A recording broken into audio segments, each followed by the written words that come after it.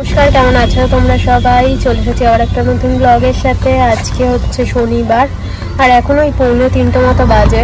একটু গাড়ি নিয়ে বেরিয়েছি, দেখতেই পাচ্ছ যাচ্ছি ফ্ল্যাটে। অনেক দিন যাবত পর আবার ফ্ল্যাটে যাচ্ছি। তো আমি বসেছি পিছনে আর শান্টু তো সামনে। আর বাবি গেছে এই সামনের দোকানে, হচ্ছে ঠাকুরের জন্য একটু প্রসাদ কিছু নিতে হবে, ওই জন্য নামলো। তো সেটা নিয়েই আবার বেরোবো। এসে গেছি অলমোস্ট কাছাকাছি, জোড়া মন্দিরের কাছাকাছি রয়েছি। তো চলো ফ্ল্যাটে যাই, দেখি ফ্ল্যাটের কি অবস্থা না অবস্থা যায় না। অনেক দিন যাবত নেই ফ্ল্যাটে, মাঝে সাঝে ঘুরতে আসছি আবার চলে যাচ্ছি, এইরকমই চলছে। তো জানি না ফ্ল্যাটের কি অবস্থা। পিসিকে ফোন করে দিয়েছে, পিসি কালকে সকালে আসবে, এসে মুছে টুছে দিয়ে যাবে। তো আমাদের আজকে আর হেডেক নেই। আগের বারে এসে প্রচণ্ড হেডেক ছিল, বাবিকে সব করতে হয়েছিল। তো এবারে বলেছে তুই আর অত ভালো করে পারিস না, ওই জন্য পিসিকে ফোন করে দিয়েছি। পিসি ভালো করে এসে কালকে ঝাড়া মোছা করে দিয়ে যাবে এই আর কি। আর কালকে টানা আমি ফ্ল্যাট থেকে বাড়ি যাব, বাড়িতে কিছুদিন থাকবো এখন।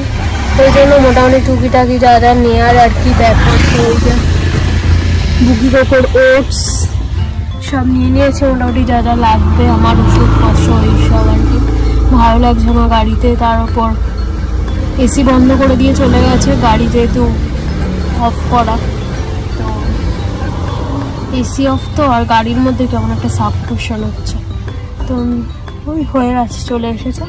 তো চলো আর ফ্ল্যাটে যাই, গিয়ে আবার দেখি কিরকম অবস্থা না অবস্থা। ওকে, এই যে আমার গাছের বর্তমান অবস্থা। এই গাছটা তো পুরো ওইদিকে হেলে গেছে, বৃষ্টির জল পাচ্ছে ওই জন্য। তো যাই হোক, পুরো হেলে হেলে আছে। এই যে এই গাছটা এরকম হেলে গেছে, ওই গাছটা মোটামুটি আছে আপাতত জীবিত। আর এই তুলসী গাছটা তো মারা গেছে, এটা আমি তুলে দেবো এবারে, মরা তুলসী গাছ রাখতে নেই। আর একটা ভালো জিনিস তোমাদের দেখাই, এই যে এটা কি গাছ বলো তো? লঙ্কা গাছ। লঙ্কার দানা ফেলেছিলাম, লঙ্কা হবে আমি ভাবি, মানে গাছটা হবে আমি ভাবিনি। তো যাই হোক, গাছটা অন্তত হয়েছে, লঙ্কা হওয়া পরের কথা, গাছটা হয়েছে এই না কথা। এই যে এখানে একটা গাছ হয়েছে, লঙ্কা গাছ ছোট্ট।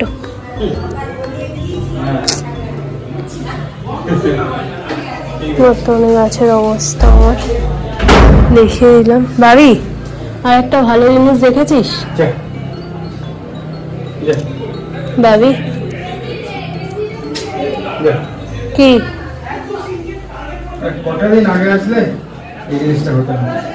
দেখ এদিকে, এই লঙ্কা গাছ হয়েছে, দানা ফেলেছিলাম। তো আমরা বাড়িতে এসে তো বাড়ির অবস্থা পুরো মানে যাচ্ছে তাই। তো হবেই তো, এতদিন ছিলাম না, সব ঘড়ি টড়ি সব বন্ধ। তো দেখি বিকেলের দিকে বেরোলে একটু ব্যাটারি ফ্যাটারি কিনে এনে, বন্ধ ঘড়ি ওরম রাখতে নেই, তো ব্যাটারি কিনে এনে লাগাতে হবে।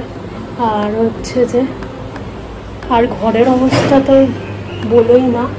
আর তার মধ্যে ফ্রিজের অবস্থা তো প্রচণ্ডই খারাপ, ফ্রিজটা ফুল বন্ধ করে রেখে গেছিলাম, কারণ এখানে প্রচণ্ড শুনছি ভোল্টেজ আপ ডাউন করছে, ওই জন্য ভাগ্যিস ফ্রিজটা অফ করে গেছিলাম।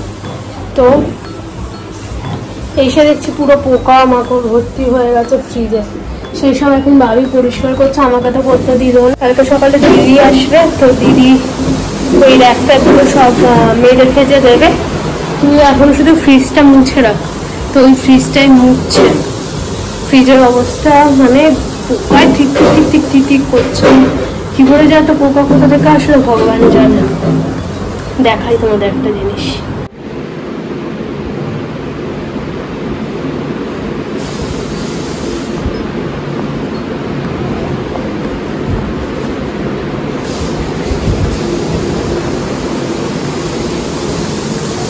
ওকে যদি আমি দেখি তাহলে আর ও বাথরুমে টয়লেট করবেই না।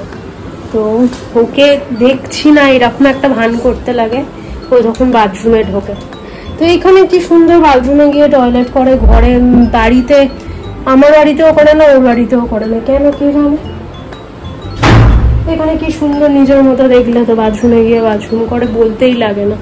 তো যাই হোক, এখন হচ্ছে এবার শুভ, আর পাচ্ছি না, অনেকটা জার্নি হয়েছে। আর বাবু ওদিকে কাজ বাজ করছে।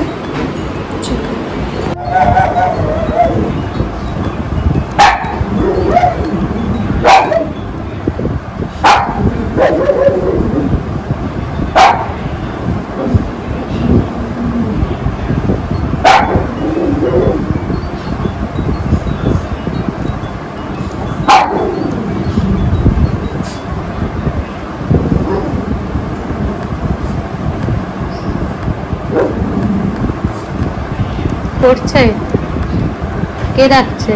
বুনো, বুনো ডাকছে, বুবু করে দাও। হ্যাঁ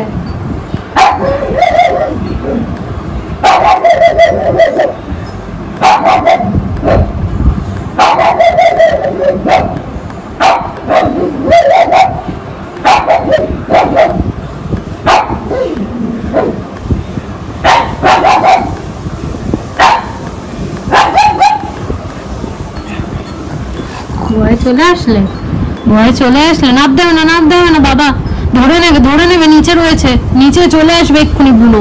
এখানে বসো, বুনো চলে আসবে বাবা। ওখানে বসো, ওখানে বসো, ওখানে বসে বসে ডাকো, ওখানে বসে বসে ডাকো।